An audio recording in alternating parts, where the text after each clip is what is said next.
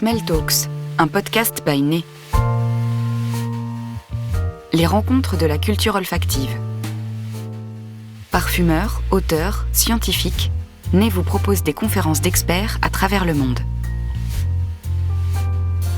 Du 21 au 24 mars 2024, entre salon et festival, la première édition de la Paris Perfume Week a réuni professionnels et amateurs passionnés au Bastille Design Center. Son objectif ?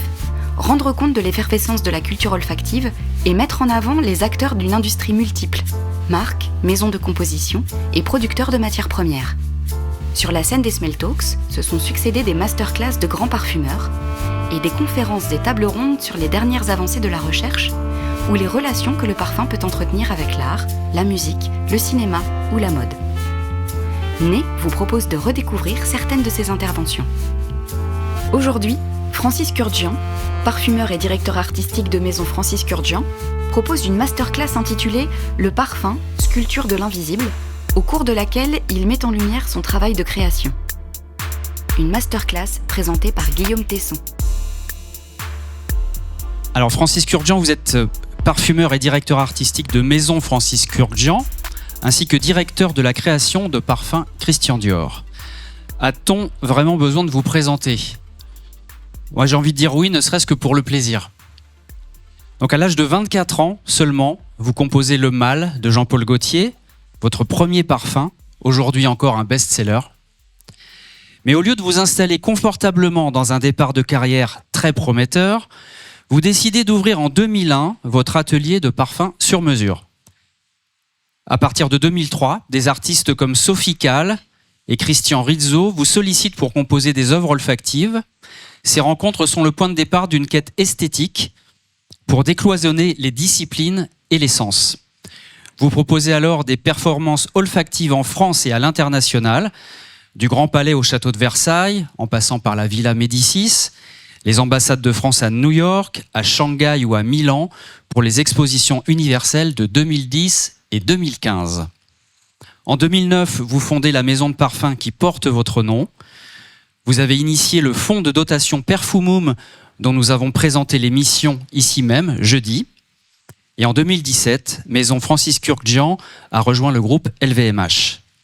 Aujourd'hui, à l'occasion de la première Paris Perfume Week, vous acceptez de lever le voile sur votre processus de création en nous proposant une masterclass intitulée « Le parfum, sculpture de l'invisible ». Cher Francis, la scène est à vous. Bonsoir. Alors la masterclass était prévue pour 50 personnes. Je suis très flatté que vous soyez très nombreux. Cependant, il n'y aura pas assez de... Je pense qu'on va avoir peut-être assez de touches pour tout le monde, mais on n'aura pas assez de cartes pour tout le monde. Alors si vous pouvez partager avec vos voisins tout ce qui manquera, ce sera une manière d'être ensemble, vraiment. Nous avons à peu près 45 minutes. L'idée de la masterclass, c'était d'expliquer qu'un parfumeur, en tout cas parce que j'aime pas dire je, mais je vais être obligé de dire je, parce que je sais que j'ai des confrères et des collègues et des consoeurs dans l'assistance. Donc habituellement, je dis les parfumeurs, parce qu'en général, il n'y a pas beaucoup de parfumeurs dans la salle, où je ne mourrai jamais. Et là, je vais être obligé de dire je, parce qu'on a quand même tous, plus ou moins, des processus de création différents et une approche à la création différente. Donc je vais être obligé de dire je, et je m'en excuse d'avance. L'idée était donc de montrer que un matériau olfactif, la matière première, se sculpte au sens où on va jouer avec des concentrations, on va jouer avec des pourcentages, et que finalement la mandarine, il faut la tordre quelque part, il faut lui faire dire autre chose, je pense, que simplement qu'elle s'appelle mandarine. Sinon, on est dans un registre un peu du figuratif. Et je pense pas, à mon sens, la parfumerie n'est pas à être dans le figuratif. La nature fait très bien les choses, elle se suffit à elle-même, elle n'aurait pas besoin de nous, en tout cas de moi. Donc l'idée, vous avez donc sur cette carte disposé 9 ingrédients. Quand vous l'ouvrez, une première fois, vous avez donc une formule, enfin 3 formules côte à côte. Je pense que vous savez plus ou moins. Je vais faire autre chose pour savoir à qui je parle en fait, excusez-moi. Qui n'est pas de la parfumerie ? Et qui n'y connaît rien ? Ou peu ? Voilà, ok. Bon, donc le reste, bon, alors dommage pour ceux qui n'y connaissent pas grand-chose. Du coup, je vais essayer de faire quand même grand, mais je voudrais pas être redondant. Donc, ce que vous avez donc sur cette page, ce sont 3 formules côte à côte avec les ingrédients qui sont mis sur le côté. D'accord ? Les ingrédients sont classés un peu en note de tête, cœur, fond. J'imagine que si vous êtes là quand même, vous connaissez un peu au niveau du parfum. Et donc l'idée, c'était de vous montrer qu'à partir de ces 12 ingrédients, on va être capable. J'ai fait 3 formules différentes pour vous montrer comment, en modifiant des pourcentages et en modifiant des équilibres, on arrive à exprimer 3 choses différentes. C'est tout le propos de cette masterclass. Alors, ce ne sont pas des accords grandioses, hein. Vous pourrez les copier facilement, ils n'ont aucune valeur marchande. Mais c'est pour illustrer ce propos de dire que, en suivant des pourcentages différents, dans des associations différentes, dans des proportions différentes, on arrive à un résultat différent. D'accord ? Donc, maintenant, on va imaginer qu'au plafond, il y a un lustre avec 1200 ampoules. Voilà, imaginons qu'il y ait un lustre avec 1200 ampoules. Pourquoi 1200 ? Parce que 1200, c'est à peu près le nombre d'ingrédients qu'il y a dans une palette de composition à disposition des parfumeurs. Quand je dis des parfumeurs, c'est parce qu'aujourd'hui, les parfumeurs sont classés en 3 catégories. Vous avez la parfumerie fine, qui sont la parfumerie sous les alcools, ce qui est peut-être la partie la plus visible, et non pas la plus prestigieuse, mais la plus visible. J'aime pas le mot prestigieux parce qu'il y a des grands parfumeurs qui font des produits ménagers qui sont très prestigieux dans leur domaine, mais c'est la partie la plus visible, la parfumerie fine. Le parfum qui sent bon, le parfum qu'on retrouve, qui est sous forme alcoolique. Vous avez ensuite la catégorie des parfumeurs, ce qu'on appelle les personal care, shampoing, crème, tout ce qui touche à la peau, et hair care aussi. Puis après, vous avez les parfums qu'on appelle, pour la maison, le home care. On fait des anglicismes depuis maintenant plusieurs dizaines d'années, qui sont les parfumeurs qui vont parfumer aussi bien les choses pour nettoyer les vitres, tout ce qui est nettoyant, vitres, maison, voilà, le domaine de la maison.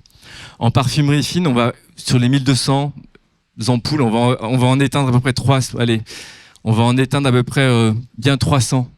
La palette du parfumeur va descendre à 900. Pourquoi on en descend autant ? Parce que quand vous travaillez sur des supports différents, notamment un support lessive ou un support savon, vous avez besoin de produits différents parce que la restitution olfactive est différente, parce que les stabilités, la nature même du parfum et la réaction des matières premières dans des supports différents va réagir différemment. Et comme ce sont des produits qu'on appelle très techniques, puisqu'on est dans des pH acides ou basiques, voilà, vous imaginez que les configurations étaient différentes, on n'a pas exactement la même palette. D'accord ? Dans une palette de création encore plus réduite, parce que si vous faites une sélection assez judicieuse de votre palette, vous n'avez pas besoin de démultiplier le nombre d'ingrédients que vous avez. Vous allez faire chaque parfumeur va faire sa sélection de molécules, aussi bien naturelles que synthétiques, qu'identiques nature, qu'il va aimer et choisir. Donc on n'a pas besoin d'avoir 25 corps santalés, on n'a pas besoin d'avoir 25 muscles ou 30 muscles, on n'a pas besoin d'avoir une démultiplication d'ingrédients. Donc on va se dire que de ces ampoules-là de 900, on va peut-être tomber vers 600 ingrédients. Je dis à peu près parce que je n'ai jamais compté, je ne sais pas d'ailleurs quand on balance des chiffres sur les nombres de palettes et d'ingrédients qu'on a, je ne sais pas quel est le parfumeur un jour a eu le temps de compter son listing pour savoir combien il y en avait. Bon, on estime à peu près. Maintenant, ces ampoules, il y en a 600, on va les classer par intensité. Il y a l'ampoule qui flash, d'accord ? Il y a l'ampoule qui va être très longue, qui va durer plusieurs jours, d'accord ? C'est pour vous donner une idée du temps. Parce qu'on va faire un parallèle tout au long de cette masterclass entre une ampoule, une lampe et l'ingrédient, pour vous expliquer qu'on peut avoir plusieurs effets différents. Donc, on a ces ampoules, il y en a certaines qui clignotent, enfin qui flashent, qui meurent, durée de vie, on va dire une fraction de seconde. Il y a des molécules comme ça qui ont des fractions de seconde de vie. Et d'autres molécules qui vont durer très très longtemps, ou d'autres produits qui vont durer plusieurs jours, plusieurs semaines. On parle souvent des notes animales, des notes musquées, certaines notes boisées qui durent des semaines sur la touche. D'accord ? Ces ampoules aussi, elles vont avoir une intensité, parce que je peux avoir un flash tout petit, tout fin, tout ridicule, ou un flash qui va être éblouissant. D'accord ?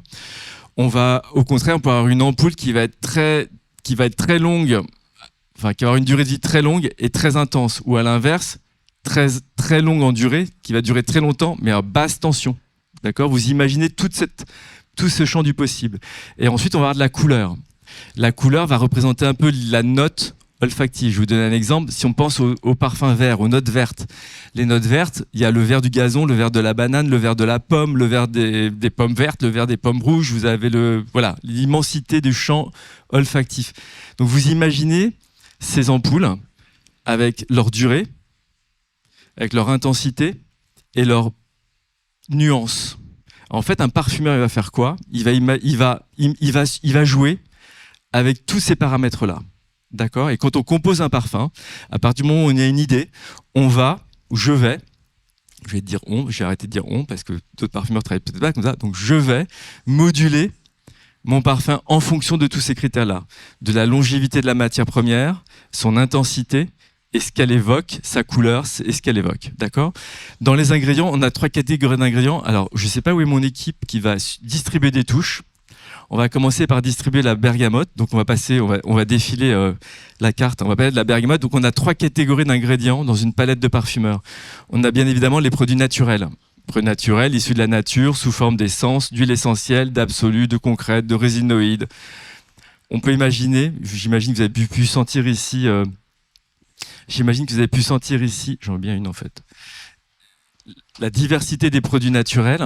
Donc vous avez l'ingrédient naturel, qui est lui-même composé, d'accord, de plusieurs dizaines lui-même de molécules. Vous connaissez à peu près le principe de la molécule, je n'ai pas besoin de rentrer dans le détail de la molécule, j'espère. Ensuite, vous allez avoir donc le produit identique nature. Le produit identique nature, donc c'est une molécule qui peut être de synthèse ou extraite un ingrédient naturel, une huile essentielle qui va lui être présente dans la nature, identique à la nature. Et puis enfin, vous allez avoir le produit de synthèse artificielle, artificielle voulant dire qui n'existe pas dans la nature. Donc on va jouer avec ces 3 typologies d'ingrédients. Donc le premier que je vous en donne, c'est donc la bergamote. La bergamote qui est donc un ingrédient endémique de l'Italie, du sud. Plusieurs qualités disponibles. Ça fait partie d'une de celles que j'utilise dans ma palette habituelle. Est-ce que je dois donner quelques explications sur la bergamote ou pas ? On extrait l'écorce, l'expression. Curieusement, on a de la bergamote qu'en Italie, contrairement par exemple au citron qui peut venir de différents pays, mais la bergamote, elle est exclusivement italienne. Donc, ce qui est intéressant, c'est que il y a à la fois cette petite note un peu gustative et en même temps il y a ce petit côté savonneux qui ramène aussi, qui fait un peu lavandé. Vous voyez, on voit déjà on voit le fil commun, le fil conducteur qui peut mener vers une lavande. Tout le monde a à peu près une touche ou pas du tout ? Ça arrive ? Moyen ? Il faut partager. Partagez s'il vous plaît. Le deuxième ingrédient, c'est la mandarine. La mandarine... mandarine, hein. Il n'y a rien à dire sur la mandarine. Alors là je l'aime beaucoup cette qualité parce qu'elle a le petit effet du pépin de la mandarine qui est assez agréable et qui est très juteux. Donc on peut voir la différence. Donc c'est un hespéridé, il a la même durée de vie. Donc en fait c'est comme si c'était 2 ampoules assez comparables. Elles ont la même durée de vie, elles ont à peu près la même intensité, mais elles n'ont pas la même couleur. C'est pour vous montrer aussi que dans 2 ampoules qui ont la même durée de vie peuvent avoir, et avec la même intensité, peuvent avoir des tonalités différentes. Et bien sûr, on choisira qui la bergamote ou qui la mandarine suivant l'effet qu'on veut donner. Et donc, dans l'apprentissage du parfumeur, on va commencer à classer ces ingrédients suivant ce qu'on appelle la courbe d'évaporation, donc suivant son intensité, à quel moment va-t-elle mourir. Donc pour rappel, une note de tête, ça va disparaître au bout de quelques minutes. En plus, puis vous avez une note de cœur et enfin une note de fond. Imaginez en pensant aux notes de fond qu'un fond a une tête, un cœur a une tête, une note de tête a une fin. Donc tout corps a un début, une fin. Et que dans le métier de parfumeur, quand on va superposer ces ampoules, en fait on va superposer, c'est comme si on regardait le parfum presque d'en haut vers le bas, où tout se superpose et c'est comme un millefeuille et tout interagit. D'accord ? C'est une notion très importante parce que très souvent quand on pense note de fond, on a l'impression qu'elle commence après 4 heures et qu'elle va commencer à sentir au bout de 4 heures. Non.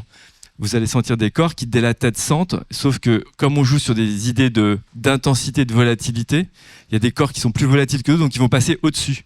Mais ils vont s'interférer les uns les autres, ce qui définit la notion de l'accord. Un accord en parfumerie, c'est quoi ?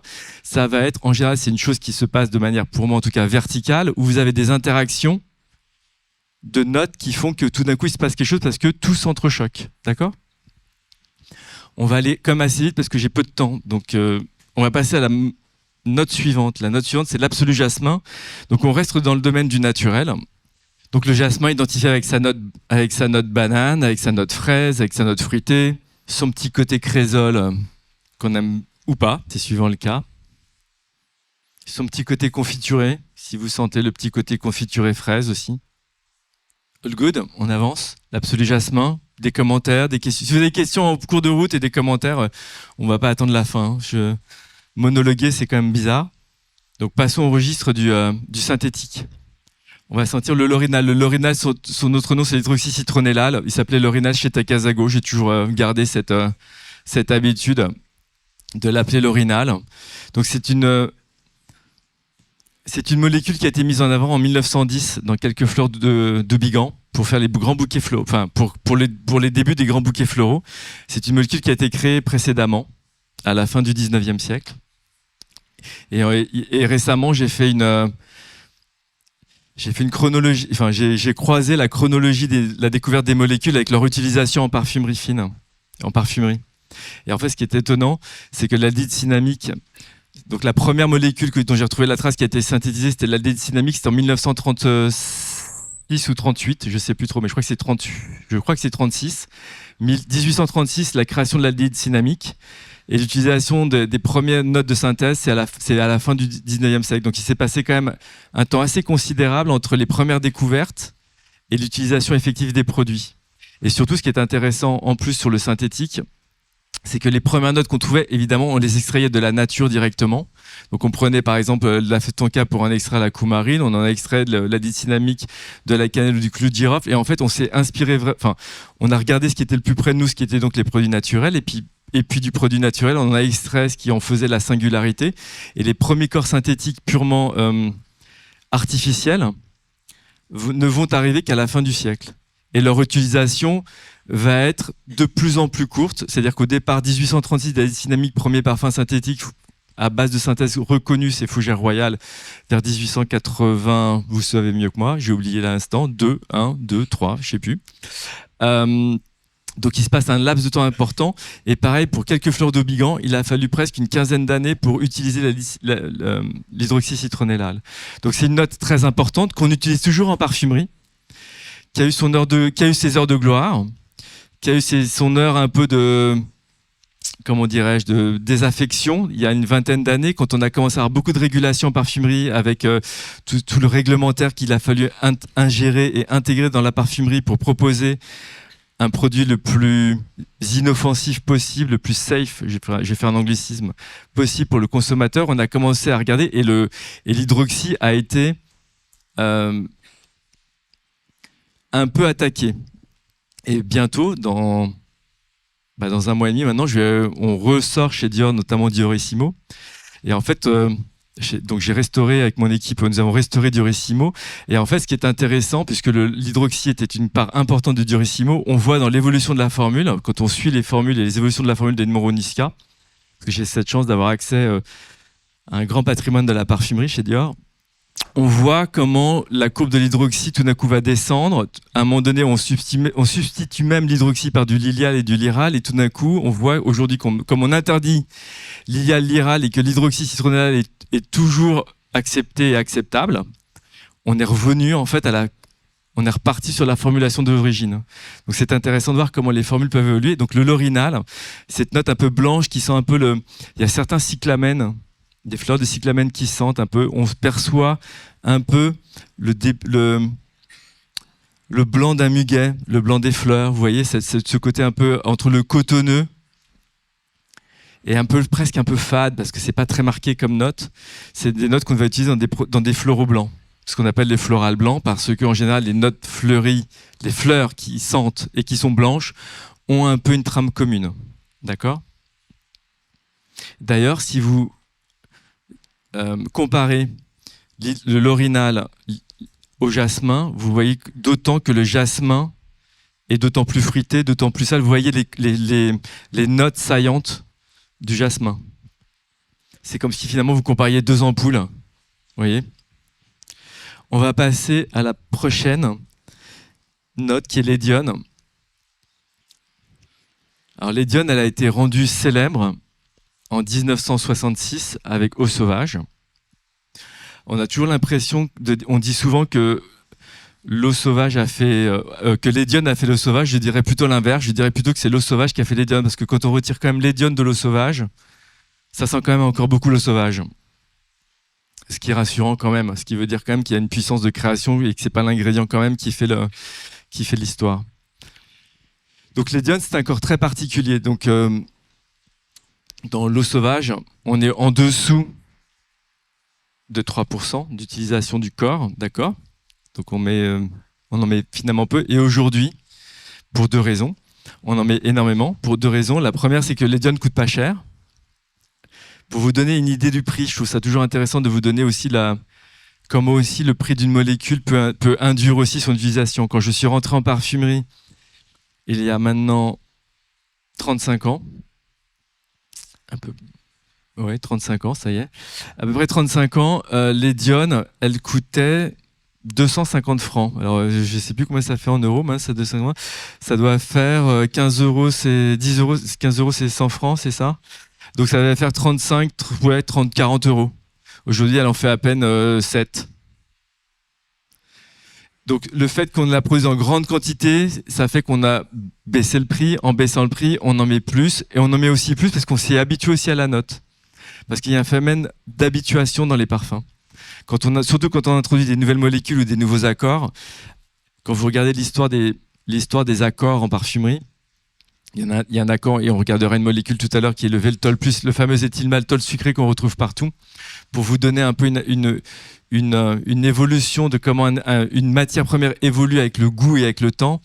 Dans un Angel, il y a donc en 92, donc il y a maintenant 32 ans, c'est ça? 32, ouais, 32. Il y en avait à peu près 0,3%.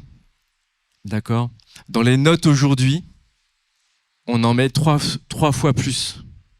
C'est-à-dire que dans les 30 dernières années, alors qu'on considérait Angel comme étant le summum du sucré et du lourd et de l'opulent et du chocolaté, enfin on lui a donné tous les adjectifs à Angel, mais vous imaginez qu'en 30 ans, on arrive à décaler la note dans ce phénomène de, je dis pas overdose, mais d'habituation qui fait qu'on pousse à chaque fois la limite pour dépasser, parce que le nez, comme lorsqu'on porte un parfum de manière continue soi-même, où on finit par ne plus le sentir, le nez s'habitue.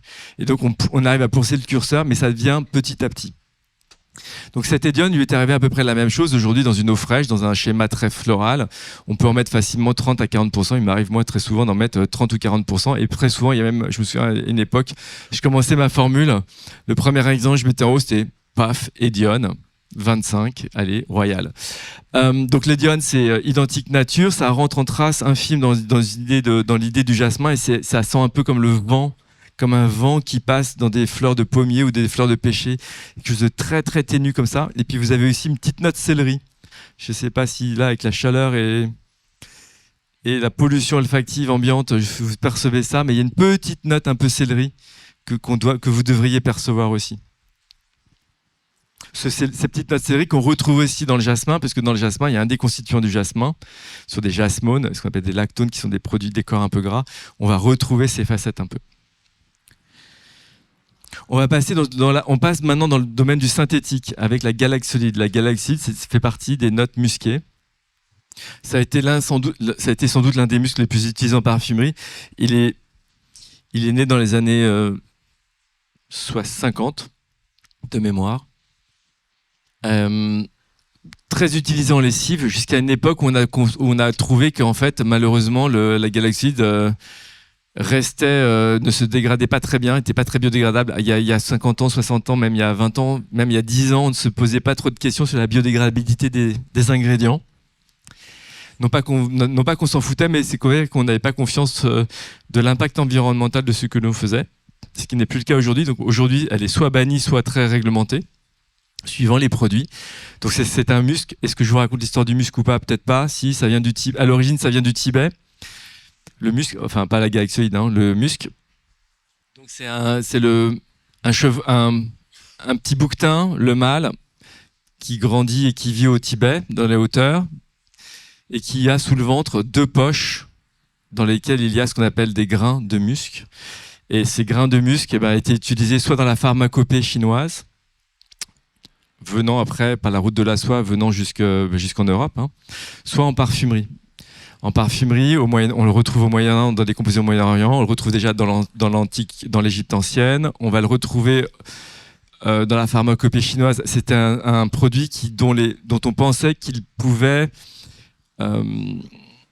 servir aux avortements. C'est pour ça qu'en Chine, par exemple, le musc est encore connoté, dans la pharmacopée chinoise ancienne, le musc est connoté et n'est pas très bien vu, entre guillemets, chez les anciens, parce qu'il est lié malheureusement aux avortements. C'est un produit dont on a abusé en Occident. On le mangeait également. Il y a des préparations au XVIIIe siècle qui font que... En fait, on s'en servait comme exhausteur de goût. 16e, 17e, 18e siècle, on le râpait quand il était sec. On le réduisait en poudre et il servait notamment à relever un petit peu le goût, notamment il y a des préparations de chocolat. On le retrouve dans certains aliments. On le retrouve en parfumerie. On l'a abandonné pour une raison simple, c'est que on n'a plus le droit de tuer l'animal, bien évidemment, et que d'aujourd'hui on a des substituts qui nous font qu'on peut utiliser ce musc de manière synthétique. Il a été étudié très tôt dans l'histoire de la parfumerie, vers la fin du 19e siècle. On a également eu des premiers muscs de synthèse. Il y a des muscs qui ont disparu de la palette, le musc ambrette, le musc xylène, des muscs qui sont poudrés comme des houppettes de cygne dans de la poudre qui sentent un peu la poudre de riz. Toutes ces notes-là ont disparu de la palette, elles ont été substituées. Galax Solide fait partie d'une batterie de muscs. Je ne vais pas rentrer trop dans la technique, parce que le Galax Solide fait partie d'une batterie de muscs. Dans ces 600 ampoules, je pense que la famille musquée, ça doit être au moins 80 ingrédients différents aujourd'hui. Il y a une palette très très large, avec des facettes différentes. Donc celui-ci est un peu plus fruité, il a ce petit goût un peu... Pour moi, il me fait penser à une gomme que j'avais quand j'étais petit. J'avais une gomme parfumée à la mûre. Ça me faisait penser, ça sent un peu la gomme. Avec une note un peu comme une gomme comme une note mûre, un peu comme un bonbon créma, un peu à la mûre. Pour moi, j'ai cette idée-là en tête. Quelque chose de très cosmétique, on le sent, et qui sent très la lessive, puisqu'on parle de musc blanc. Alors, ce qui est intéressant, c'est de voir qu'on est passé, que le musc naturel, il sent quand même le crottin très fort, c'est quand même très fécal. On est parti quand même dans l'idée qu'on passe du musc original, de l'animalité la plus sévère, à un musc aujourd'hui qui évoque l'effet hyper propre et hyper sensuel. Et c'est intéressant, comme tout d'un coup, il y a une digression assez extraordinaire sur cet ingrédient-là. On va passer ensuite sur l'ambroxan.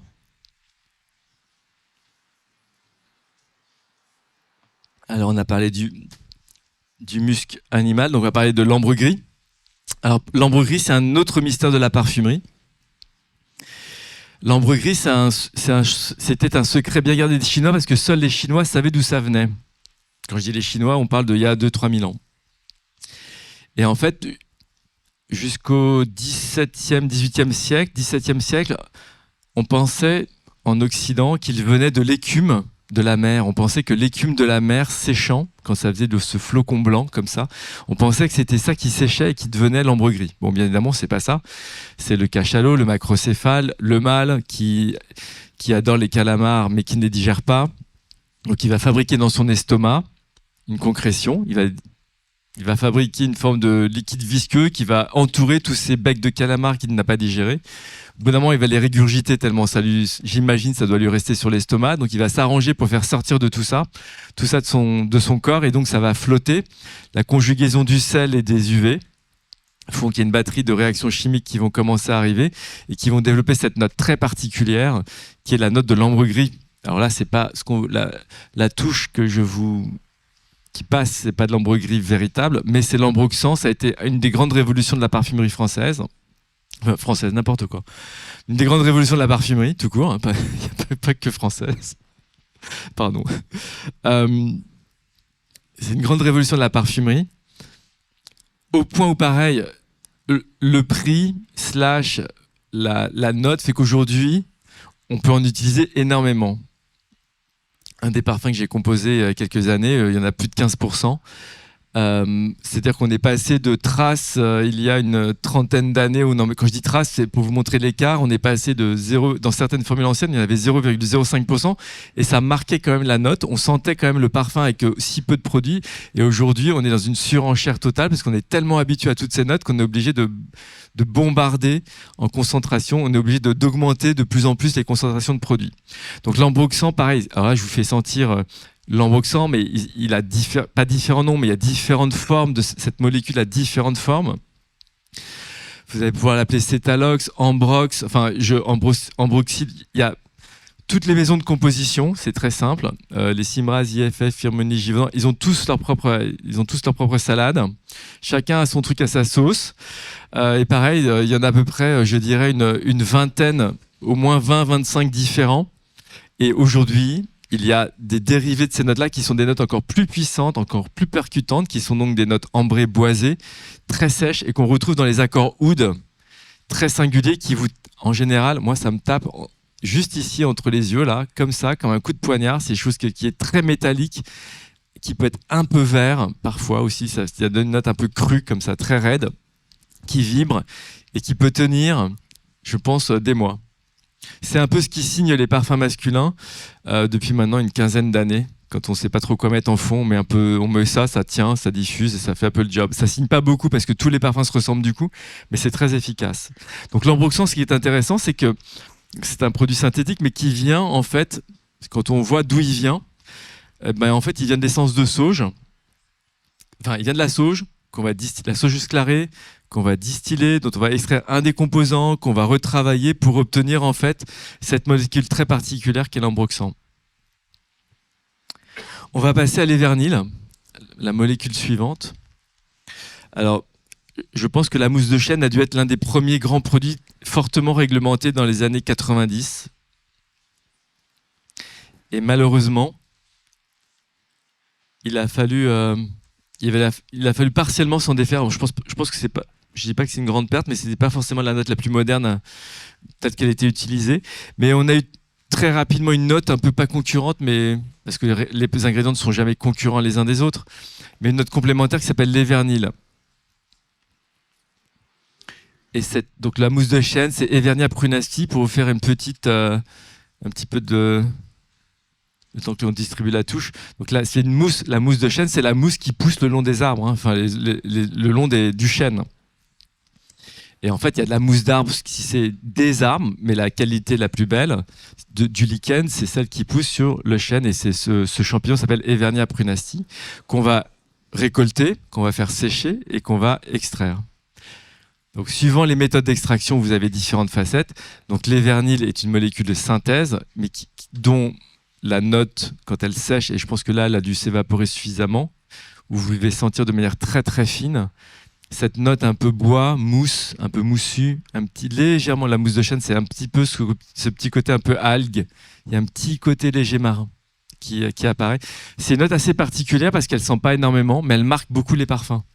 Ce qui veut dire que c'est comme une ampoule qui prendrait beaucoup de place et qu'on voit pas beaucoup, qu'on voit pas vraiment. Et dans un parfum, vous pouvez en mettre de manière infime et ça va vous faire je dirais pas basculer l'accord, faut pas exagérer, mais quand même ça va vous faire prendre la mayonnaise de manière assez significative.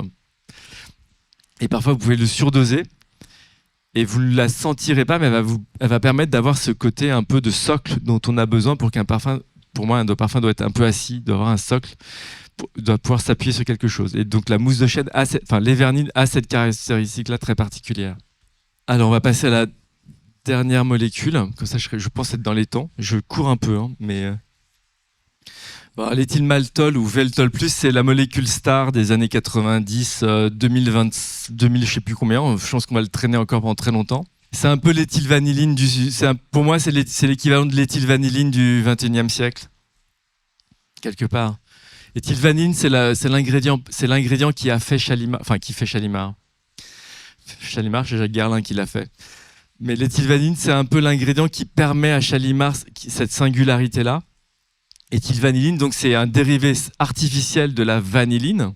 La vanilline, c'est le constituant naturel de la vanille. L'éthylvanilline, c'est un dérivé synthétique qui est 3 fois plus puissant et qui a permis en fait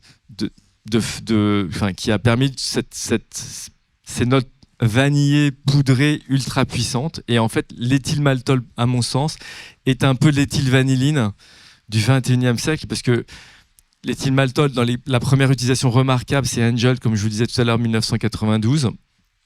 Finalement, 1992-2000, on peut dire que c'est le 21e. Il a annoncé le 21e siècle. Et aujourd'hui, c'est d'une molécule qui est d'une popularité qui est quasi, je dirais pas dans tous les parfums, mais bon, moi j'aime beaucoup, j'avoue. Elle a un petit défaut, elle a une petite note un peu brûlée dans certaines qualités. Donc là, ça va, suivant le fournisseur. Là, ça va, elle n'a pas trop sa petite note brûlée, elle a sa petite note un peu fraise cuite, mais certaines ont une petite note un peu biscotte cuite brûlée qui peut être un peu désagréable et surtout qui tape très fort en tête. Et là, vous avez quelque chose d'assez beau, ou si on peut dire que cette molécule soit belle.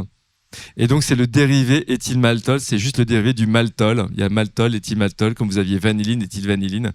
Et en fait, c'est une molécule aujourd'hui qui rentre couramment dans tous les grands parfums. Dès que ça sent, enfin, grands parfums sucrés, gourmands, en général, vous allez retrouver cette note-là. Et donc, on est passé, comme je vous le disais tout à l'heure, de 0,3% il y a 30 ans à plus de 3% aujourd'hui dans les parfums. Bon, c'est une note qui marque.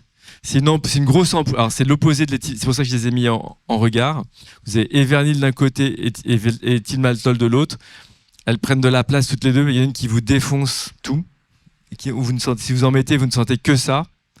Ou là où l'Evernil semble très timide, parce qu'elle n'a pas beaucoup de couleurs, en fait. Elle est toute diaphane, elle est toute palote. Donc voilà, on a ces 9 matières premières avec lesquelles je me suis dit que j'ai fait l'inverse, c'est que je voulais faire 3 accords distincts.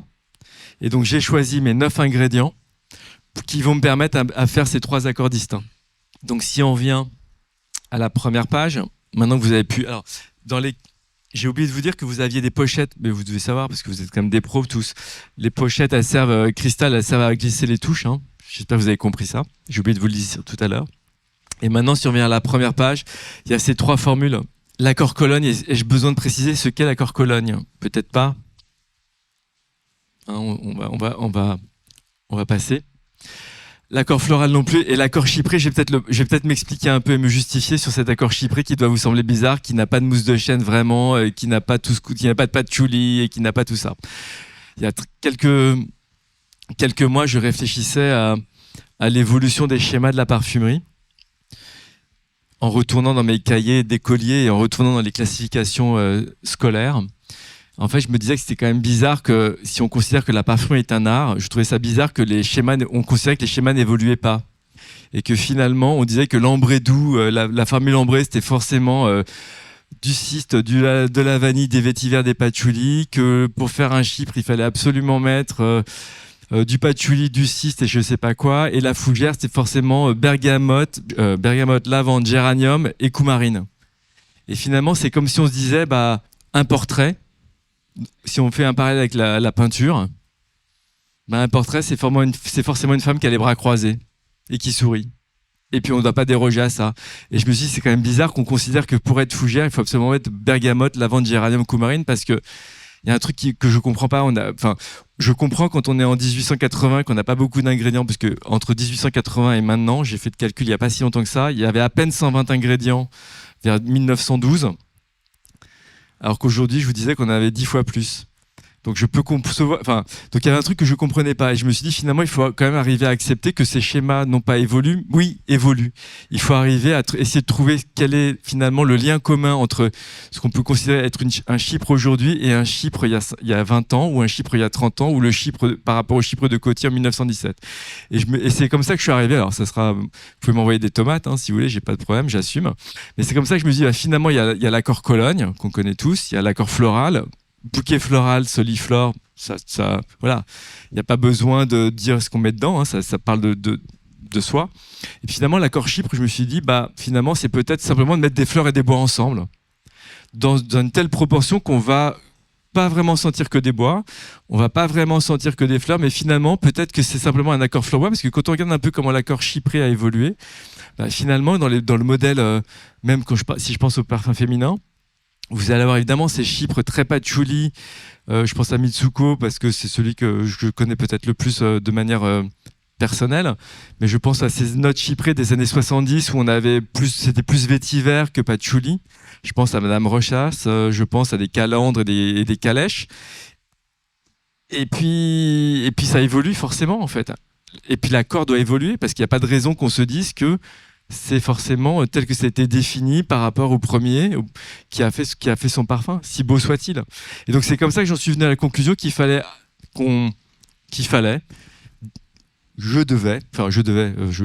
chez moi en tout cas, je fais ce que je veux. Moi c'est la chance d'être chez soi. Proposer une nouvelle manière de voir les choses et je me suis dit finalement un accord chypré, pour moi, c'est des fleurs et des bois, dans une telle équilibre qu'on va pas trop sentir les fleurs et qu'on sentira pas trop les bois. C'est pour ça que je me justifie là sur cet accord chypré qui doit vous paraître pas très catholique, enfin, pas très classique, pardon. Faut faire attention à ce qu'on dit, donc. Donc on va vous faire passer, donc il y a 3 accords. On va vous faire passer les 3 touches. Vu que vous êtes très très nombreux, on n'a pas pu les différencier les unes des autres. Donc il va falloir que vous soyez vous-même malin pour identifier votre première touche en la pliant d'une certaine manière, la seconde et la troisième. Mais en fait, je vais vous faire passer à l'aveugle les 3 accords successivement. L'idée, pour les non-initiés, c'est par rapport à tout ce que j'ai pu vous dire. Donc si on reprend la liste des ingrédients, comme ça, vous avez donc bergamote, vous voyez cet effet un petit peu savonneux, un peu pétillant, pas très sucré, versus la mandarine qui est très sucrée, un peu gourmande, légèrement verte avec le petit grain, comme si on sentait le petit pépin de la mandarine.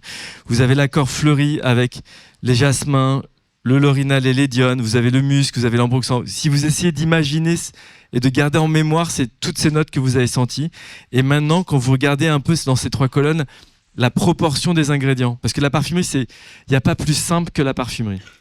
Vraiment. Et je dis toujours ça à mes élèves. Si c'est pas écrit, ça peut pas sentir. Et si vous l'écrivez pas, ça sentira pas. Et si c'est pas là, c'est que vous avez mal réfléchi. Si vous avez mal réfléchi, c'est soit votre histoire elle est totalement mal faite et mal écrite, soit vous avez mal traduit votre histoire en odeur. Ce qui est compliqué en parfumerie, c'est l'apprentissage, qui est laborieux. Enfin laborieux, oui, qui est long. C'est pas laborieux quand on aime. Hein. C'est comme la barre à la danse. Un danseur, quand il fait sa barre tous les jours, il souffre pas. Si vous le faites tous les jours, vous risquez de souffrir à la fin de la semaine. Mais quand on aime, comme on dit, on compte pas. Donc il y a rien de plus simple que la parfumerie. Si c'est pas écrit, c'est que ça peut pas sentir.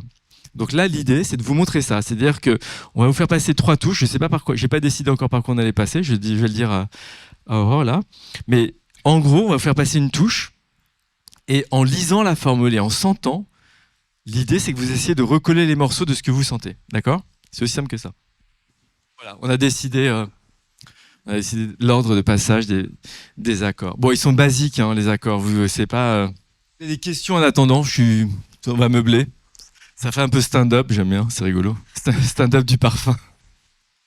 Thank you very much for. I'm sorry. I have to ask you in English, but you can answer in French. It's fine for me. Next year I will ask you in French. My question was about the moments that perfumers experience. You were talking very beautifully about the scent of cotton and the synthetic ingredient. And I was wondering if you had moments where you could feel in nature synthetic molecules, like isolated. If it happened to you, like if you could feel like, for example, ambroxan, or when you smell salvie, how can you experience these moments where you can identify synthetics versus nature, if you understand my question? Je suis pas sûr d'avoir bien compris, mais si j'ai bien compris, c'est est-ce que quand je suis dans un environnement naturel, est-ce que je peux sentir des notes synthétiques? Mais en fait, dans la nature, justement, il n'y a pas de synthèse. Je peux isoler si je marche, admettons que je marche dans un sous-bois, il y a du muguet qui traîne et il y a de la mousse et une flaque d'eau avec des feuilles qui pourrissent si on est dans une forêt à l'automne. Je peux éventuellement sentir les notes comme l'éthylphénchol qui sentent un peu le champignon ou ce côté boisé mouillé est très singulier, mais dans la nature, sauf si on marche à côté d'une usine BASF, a priori, on peut pas trop sentir des produits synthétiques parce que le produit artificiel, il est hors de la nature en fait. Donc à moins d'avoir reversé une cuve d'un truc là qui devait pas être là. Donc c'est pas. Non, par contre, on peut isoler. Je pense que la capacité du parfumeur, en tout cas en ce qui me concerne, je pense que le parfumeur, il sait mettre des mots. On apprend à mettre des mots sur ce que l'on sent. Il y a dans la période de l'apprentissage du parfum, les premières choses qu'on fait et les premières cours d'olfaction. D'ailleurs, Isabelle Doyen est là et merci à elle d'ailleurs d'avoir formé autant de parfumeurs et autant de générations de parfumeurs, parce qu'Isabelle Doyen, on avait un cours d'olfaction avec elle, et le cours d'olfaction, ça veut dire ce que ça veut dire, c'est-à-dire c'est un cours pour sentir. Donc on sentait les ingrédients, les uns après les autres, les uns à côté des autres. Il fallait les mémoriser, et surtout il fallait mettre des mots sur ce qu'on sentait. Donc il y a les mots qu'on nous donne, en disant la rose, ça sent la rose, c'est épicé, c'est mielé. Voilà, on nous donne des mots. Et en même temps, à un moment donné, il faut sortir du vocabulaire qu'on a appris pour rajouter son propre vocabulaire, en fait. Parce que ce sont nos propres émotions, par rapport à un vécu, par rapport à un passé, par rapport à ce qu'on appelle la mémoire olfactive, qui est propre à chacun. Donc ça, du coup, un parfumeur, quand il sent une odeur, il est capable de la décrire, parce qu'il a le vocabulaire. Parce que le nez est connecté au cerveau et vice-versa. My question originates because I just work with natural ingredients, and I work in Norway. I grow historical roses and experiment also with Swedish oak moss, and I sometimes can really feel like, for example, with oak, because of certain conditions of the sun and humidity, like you can really feel the dry oak leaves ambroxan directly in the sun. It's very clear. So peut-être pour l'ambroxan, parce que l'ambroxan est très naturel. Quand on sent même l'ambre gris, on sent qu'il y a une facette ambroxan, mais il y a des synthétiques qui sont tellement éloignés de ce que la nature donne qu'il y a peu de chances qu'on le retrouve. Après, encore une fois, à chacun sa sensibilité. Moi, en ce qui me concerne, je suis... Yeah, all is chemistry. Non, je suis pas comme ça. Non, je sais pas ce que je suis, mais non. Alors, donc vous avez une touche... Sorry, I'm going back to the class. So, vous avez senti cette touche. Elle est passée à peu près, j'imagine tout le monde a pu l'avoir sous le nez. Vous avez une idée? On va demander aux non-parfumeurs de s'exprimer plus que les parfumeurs. Hein. On va pas faire... Vous avez après une idée quand vous sentez le parfum à peu près d'où ça sort? De quelle pourrait être la formule? Plus ou moins? Est-ce que ça vous parle? Bon, l'idée c'était d'être dans la caricature hein, quand même. Donc c'est pas très compliqué. C'était un peu de forcer un peu le trait. Donc vous devez avoir la touche, une deuxième touche qui a dû passer, n'est-ce pas? Y a-t-il une autre question en attendant la troisième ou pas? Est-ce qu'il y a un parfum que vous auriez aimé créer? Plein quand même des grands parfums. Oui, il y a Acqua di Gio que j'aurais aimé créer. J'avoue. Sans hésiter. Pour moi, c'est le gin de la parfumerie. C'est magistral quand même. Acqua di Gio. C'est magistral. Oui, définitivement, sans hésiter. Celui-là, oui. Parce que c'est très éloigné à l'époque. Donc c'est Acqua di Gio, ça va être comme le 94, je crois, de mémoire. 93, 94. C'était très éloigné de ce que j'aimais à l'époque. Parce que moi, j'ai aimé... les parfums que j'ai portés, c'était Obsession, Pour un homme de Caron, Habit rouge, Minotaure. Donc moi, j'aimais beaucoup la vanille. Je ne le savais pas à l'époque, hein, parce que j'y connaissais vraiment rien. Mais je me suis aperçu, et je pense que la raison pour laquelle le mal sent le mal, c'est parce que et que j'ai réussi, c'est que c'était la synthèse de tout ce que j'ai aimé. Parce que si on sent Minotaure, il y a Minotaure, Obsession, Pour un homme de Caron et Habit rouge, en fait le mal, c'est un peu tout ça à la fois quelque part. Donc je pense que et puis c'était une vanille, c'était entre guillemets facile à faire. Mais et du coup, ce registre de la fraîcheur, pour moi, c'était pas quelque chose qui appartenait à mon corpus esthétique. Et du coup, ça m'a toujours marqué parce que ça m'a, voilà, et puis c'est un très grand parfum. Le sillage est monstrueux, l'accord est sublime. Quand on le sent, c'est net. Quand on le sent, c'est net, c'est sharp, c'est très singulier. Et puis il y a eu un avant, un après Acqua di Gio. Combien de parfums ont senti comme Acqua di Gio? Il a inspiré combien de parfums? Alors il est pas né comme ça du jour au lendemain. Hein. On sent la trame un peu de l'eau sauvage. Un parfum, ça n'est jamais du jour au lendemain comme un truc qui sort de nulle part. Ça sort jamais de nulle part un parfum. C'est rare, c'est très très rare. Mais Acqua di Gio, pour moi, c'est une sommité. Donc vous avez la seconde touche, ça vous éclaire un peu plus quand vous comparez. Vous arrivez à voir tout d'un coup, c'est beaucoup plus évident. Dans l'apprentissage de la parfumerie, cette idée de sentir en comparaison c'est un des piliers de l'apprentissage, parce que ça permet un peu de mettre en lumière les facettes, comme si vous aviez deux images l'une à côté de l'autre. Vous allez pouvoir faire le jeu des 7. Vous savez, quand vous faites le jeu des 7 différences, vous mettez le nez, en fait, vous mettez ça. Enfin, c'est pas le nez, hein, c'est le cerveau quand même. Le nez, il fait pas grand-chose dans l'histoire. Et il permet tout de suite d'identifier clairement ce qui se passe. Y a-t-il une autre question, comme ça on passe à la troisième touche en même temps, ça meuble un peu. Alors, au fond là-bas. Vous pouvez parler fort ? Moi, en pyramide olfactive, voilà. Je porte pas de parfum, donc... moi, en pyramide olfactive... alors, tête. Alors, le fond est bon. Le cœur est sincère et la tête, parfois, elle est un peu légère ou un peu brûlée ou un peu... Je peux faire une mauvaise tête. Je peux faire la tête. J'étais pas danseur, j'ai fait beaucoup de danse. Je dis que j'ai pas de danse parce que j'aurais pas beaucoup gagné ma vie sinon. Mais j'en ai fait énormément.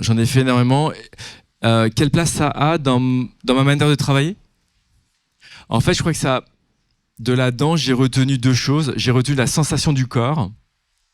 Et en fait, quand j'imagine un parfum, je pense pas à l'odeur. Je pense à la sensation physique de l'odeur. Et je pense que je dois à mes années de danse deux choses. Une vision de l'espace assez singulière. Le fait de, quand vous apprenez à danser, et j'ai énormément dansé, et j'étais sur scène, et du coup, vous avez une idée du mouvement et de l'espace que vous pouvez occuper. Et cette appréhension de l'espace, je la garde dans un parfum parce que pour moi, cette idée de déploiement dans l'air, elle est très importante. Et après, il y a cette idée, pour moi, c'est la première, c'est cette idée de la sensation physique. Elle passe par du physique. Et je ne pense jamais à un parfum quand je le compose par ce qu'il va sentir. Je le pense par la sensation qu'il va me donner quand je vais le sentir. Et après, tout mon travail va être de trouver les bonnes matières. Et d'abord le schéma, et après trouver les bonnes matières pour arriver au résultat que je veux. Mais je ne passe jamais je passe pas par l'ingrédient. Ça m'est déjà arrivé, je ne vais pas dire que ça m'est jamais arrivé. Quand j'ai travaillé pour Elisab, quand il fallait faire une essence, l'essence rose, l'essence vétiver, patchouli, musc et tartempion, oui, on est obligé de passer un peu par l'ingrédient. Mais même si j'ai ce genre de travail-là à faire, je passe par l'idée de la sensation. Culture de l'invisible. Oui, mais comment ça vous a inspiré ? Enfin, pourquoi ce thème ? J'avais été invité à la Villa Médicis pour parler de parfumerie. Et puis la Villa Médicis, c'est tout sauf le parfum. Et j'ai toujours considéré que quand j'ai fait un peu de formation à l'ISIPCA, moi j'ai quand même donné beaucoup de cours quand même, mais à un moment donné, il faut trouver un moyen d'expliquer à des débutants. Quand vous êtes étudiant à l'ISIPCA, en fait, vous n'y connaissez rien. C'est très compliqué. Il faut essayer d'avoir un langage imagé pour que les jeunes comprennent, pour que ça soit palpable en fait. Et pour moi, le parfum, c'est vraiment ça, une matière première en fait.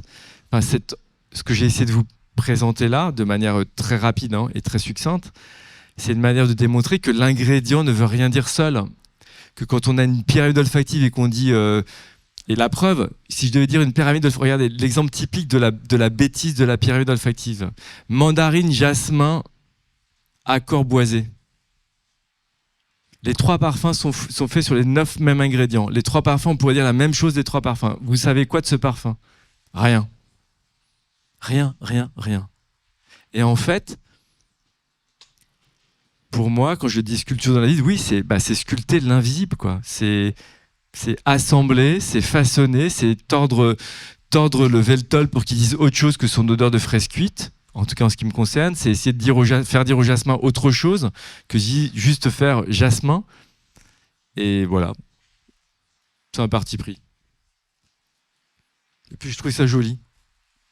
Voilà, je trouvais ça joli, en fait. Et assez poétique. Non, c'est pas ça. Et s'il y a une attache particulière,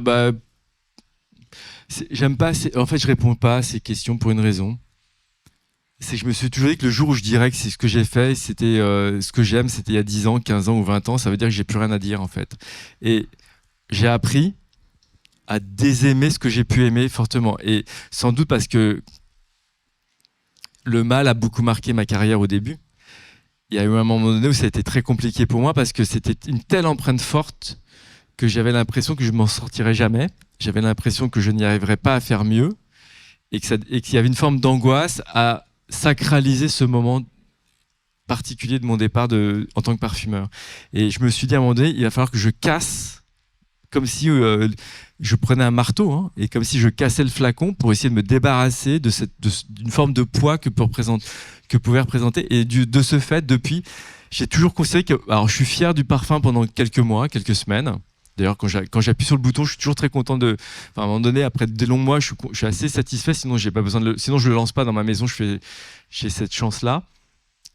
Mais à un moment donné, au bout d'un moment, si je veux repartir à créer, si je veux repartir pour travailler et avoir envie de travailler, de créer et de composer, je suis obligé symboliquement presque de casser ce que j'ai fait. Donc, je les aime tous pour des raisons différentes parce qu'ils ont tous des histoires différentes. Alors bien sûr, il y en a certains qui ont j'ai des attachements pour certains plus que d'autres. Le parfum, j'adore l'Aqua Universalis parce que depuis 2009, c'était un des premiers.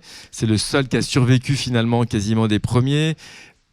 On ne fait pas beaucoup de promotion derrière. Il a toujours son petit 10% de chiffre de vente dans la maison et il fait le job et c'est super et c'est très bien. Et bien évidemment, le Rouge 540, c'est assez particulier aussi parce que pour une maison de la taille, de notre taille à l'époque, en 2014, quand on l'a lancé, et le succès qu'il a aujourd'hui, et la manière dont il a été créé, composé, pourquoi, toutes les raisons, toutes les histoires qu'il y a derrière, c'est assez hors norme pour une taille comme la maison, puisque je caracole au top 3 américain, et j'ai pas d'égérie, j'ai pas publicité, j'ai que 120 points de vente aux États-Unis. Et pour avoir fait beaucoup de flops et quelques grands succès, je mesure aussi comment tout ça peut parfois tenir que sur peu de choses. Mais finalement, ça tient sur la force de la création, parce que si on n'a pas la bonne fragrance dans le bon flacon, enfin même pas dans le bon flacon, si on n'a pas la bonne fragrance, il se passe rien en fait. Donc ils ont tous un peu, oui, même ceux qui sont mornés presque pour certains. D'ailleurs, c'est très drôle, hein, parce que celui dont j'ai moins le vendu, c'est celui qui était le plus célébré, c'était Absolu pour le soir. Ça m'a fait tellement rire. J'ai dû en vendre 18 flacons la première année, et puis on a trouvé que c'était génial. Mais oui, mais moi, ça fait pas vivre une maison, vous voyez. Mais je l'aime bien. Il est assez rigolo, celui-là, avec son cumin overdosé. Je me suis dit, bon, on n'en fera plus des comme ça, mais il existe, donc je suis content. Mais c'est vrai que ça serait aujourd'hui, je ne referais pas. Is there one ingredient that expresses my feelings? Alors déjà, j'ai pas un ingrédient favori. On évacue la question. Voilà, il n'y a pas un ingrédient que j'aime et que je mets partout, surtout pas. Si vous voulez vous renouveler en parfumerie, il ne faut pas utiliser la même palette tout le temps, sinon vous finissez par faire les mêmes parfums. C'est très difficile parce qu'on a son goût personnel, donc de temps en temps, il faut se brusquer, il faut se faire mal, parce qu'il y a des trucs que j'aimais pas faire, que j'ai dû apprendre à faire avant d'être parfumeur chez moi et d'être libre, ou même chez Dior où je suis quand même très très libre. Quand on travaille pour des maisons, et je me souviens de cette conversation que j'avais avec Calice Becker à l'époque, quand on a quasiment commencé au même moment. En fait, si vous vous spécialisez trop quand vous commencez en parfumerie, vous finissez par toujours faire le même parfum, le même accord. Il y a des très grands parfumeurs. Sophia Grossman, elle a toujours tourné autour des mêmes accords. Je me souviens quand j'ai commencé la parfumerie, quand j'ai commencé à aimer la parfumerie 85-95, c'était Sophia Grossman qui a régné sur la parfumerie, mais c'était toujours le même accord. Et puis en fait, c'est comme dans la mode, le jour où la mode elle passe de mode, vous faites quoi si vous ne savez pas faire autre chose? Le jour où c'est plus rose-violette, l'accord du siècle, mais que c'est patchouli et framboise, et que vous savez faire que rose-violette quand vous travaillez dans une maison de compo où vous devez débiter du produit au kilomètre, il faut aussi avoir un style flexible. Donc, à cause de ça aussi, j'ai appris aussi à ne pas avoir d'ingrédients que j'aime, et que de toute façon, l'idée, c'est pas d'avoir une patte au sens un style marqué comme un peintre qui va toujours faire à peu près les mêmes 20 tableaux. Dans une maison de parfumerie, moi j'ai mon idéal de parfumeur dans ma maison, ça a toujours été un peu intellectuellement l'idéal de Saint-Laurent qui proposait un vestiaire. C'est pour ça que la maison, on a ce vestiaire olfactif bien avant qu'il me copie pour faire vestiaire des parfums. Moi j'avais l'idée du vestiaire olfactif qui était d'être capable de faire aussi bien la Cologne fraîche que l'oriental hyper lourd et très sensuel, et de faire toutes les... C'est un métier tellement fabuleux que si je devais demain, on me disait ah non, demain tu vas faire que de l'eau fraîche, super quoi. Enfin oui, c'est un peu... ça serait ennuyeux. Ce qui est beau dans le métier, c'est de se dire que vous êtes un grand floral le lundi. Enfin voilà, vous avez l'immensité du choix. Et pourquoi choisir quand on peut tout faire? ou quand on peut essayer de tout faire. Je dis pas que je fais tout bien, mais j'essaie de tout faire. C'est l'heure. Presque. La dernière touche a été distribuée. Faut peut-être Je crois que revenir c'est celle-ci, voilà. au sujet. Voilà. Mais bon, vous avez plus ou moins, vous avez quand même saisi un peu le dernier, donc je pense que vous avez compris comment ça se passait un peu dans ces trois accords. Je sais plus ce que la touche numéro 1, en fait, ça doit être l'accord numéro 2, voilà. La touche numéro 2, c'est la 1. Et donc cet accord chypré qui fait furieusement un peu rouge 540, n'est-ce pas? Je me dis que ça évitera les mauvaises copies. C'est toujours désagréable d'être mal copié, en fait. Donc voilà, au moins ça fera un petit schéma qui ressemblera à un truc un peu de produit. Donc c'est pour vous illustrer, vous voyez, que la pyramide, c'est pas assez, que l'ingrédient, il est fait pour être travaillé et qu'il interagit. Et c'était un peu ça l'idée de cette masterclass. Bon, est-ce qu'il y a encore des questions? On a encore le temps ou pas? Bof. Je pense qu'on peut vous remercier en vous applaudissant très fort. Ça peut être bien déjà. Merci.